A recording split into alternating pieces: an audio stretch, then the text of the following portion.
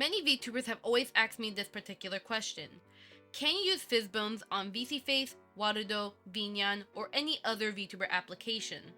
The answer is no. The reason for this is because PhysBones is copyrighted by VRChat, and PhysBones relies on the VRChat SDK to even function, and you legally cannot put the VRChat SDK in a VTuber program, meaning you can't legally put PhysBones in a VTuber program, unless VRChat grants special permission to the dev or maybe make a standalone plugin for PhysBones for people to use for other applications. You simply just cannot use PhysBones as a VTuber. Now, of course, the reason why PhysBones does exist for VRChat is so that way, for people who use VRChat and they port their models over there, not only can they be able to interact with different avatars using the PhysBones setup, you can also as well have optimized physics, since for VRChat there's going to be a lot of players in a room and you want to make sure that the avatars are as optimized as possible. Dynamic Bones, while it was an option back in VRChat, before PhysBones ever existed,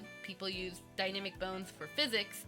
The thing is that Dynamic Bones was not it's not really optimized for VRChat, so that's why PhysBones exists, to be optimized for VRChat.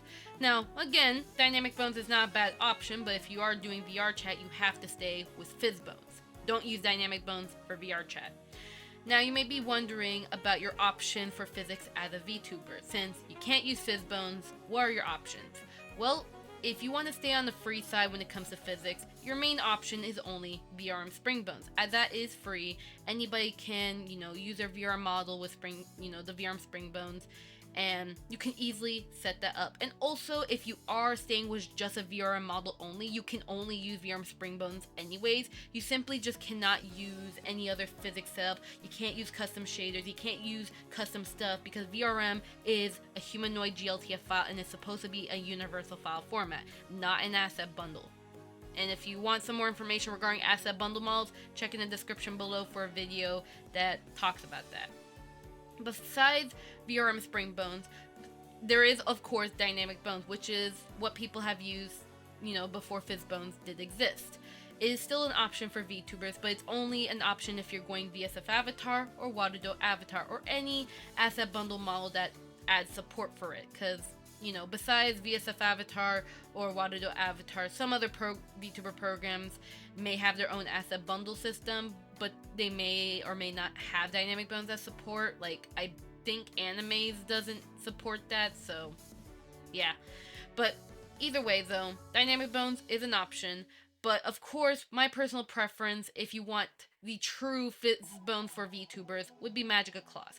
Magica Cloth allows honestly the best collision for a physics setup. You not only have the ability to have mesh cloths, like actual mesh simulation, because, well, you can of course use Unity cloth, which is, Unity's default cloth setup, but it can be quite janky. Magica Cloth, cloth setting actually does work really well and is pretty high quality. Also, as well, if you're going to be using a bone solution for your physics, it will create a proxy mesh, for your physics setup. So, the bone cloth setup, and then there's the actual mesh thing, cloth physics. There's two types, or there's actually technically 3 different types of physics for Magica Cloth in it, but 2 of them will allow you to create a proxy mesh, so that way you can be able, let's say for a skirt, right? You should be able to have a nice proxy mesh, so when you add your collision and stuff, it allows the best collision, as long as you set it up properly and do some trial and error. It's really very accurate, and you have much more fine-tuning, especially with the use of interpolation curves and other extra settings that allows that extra fine-tunedness, and it's really nice.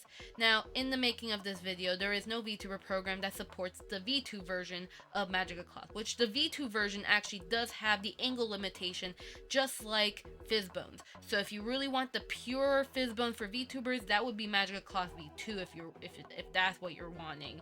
But no VTuber program supports that currently. Now, Warudo will eventually support V2, so if you do want to use Magica Cloth V2, you can use Warudo in the meantime.